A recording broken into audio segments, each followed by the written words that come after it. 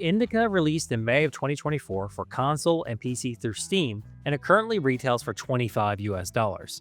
It's a walking simulator with a handful of puzzles to break up the conversations, and the game's length that took me about 3 hours to complete. So with such a short playtime and a high asking price, is Indika worth playing on console? This review is going to answer that question.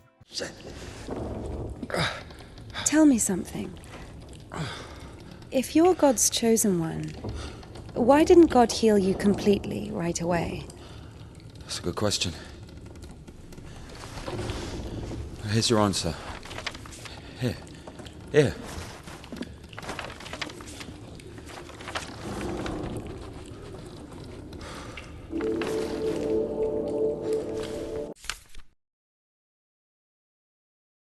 Alright, beginning with the technical performance on console, Indika is pretty polished.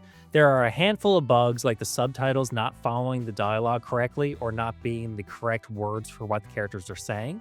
Objects do clip through things as well, and there's frustrating pathing during some of the walking sections, but overall it runs really well. I did experience a handful of times when the FPS did drop slightly when there was a lot of particle effects like dust or snow, but it wasn't enough to detract from the gameplay. Indika is a really weird game. Not just from its story, which deals with mental illness, guilt, and religion, but it's also in its visuals. Indika sees things that aren't really there, often combining these visions with puzzles she needs to navigate. You also can't entirely trust what she's seeing in the world. Animals appear massive, along with items like cans of fish, or even the fish themselves in a factory. The game doesn't mention why these animals and objects are so much bigger than they should be.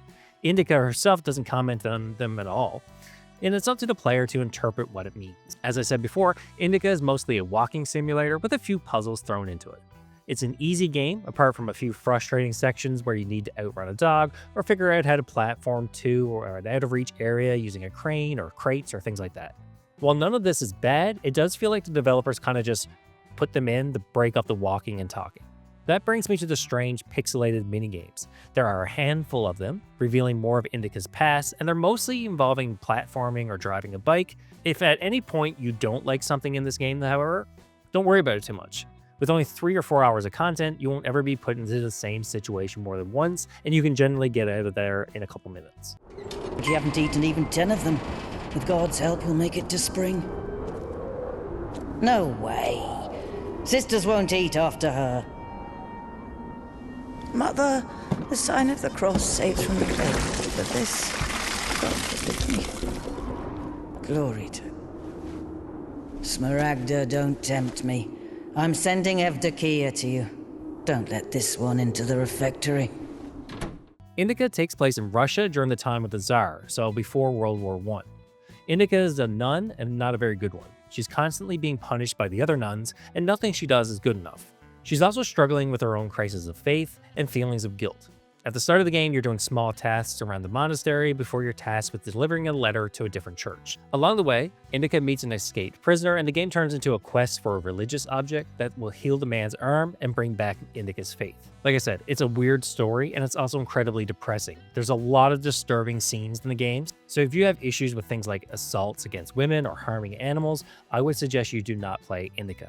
If you do choose to play it, however, just know that a lot of the story is up to interpretation and there isn't a clear resolution once the credits roll. I wouldn't say it's a bad story, but it's definitely one of the stranger games I've played.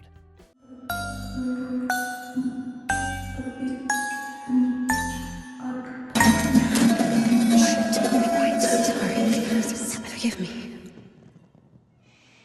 I forgot myself for a moment.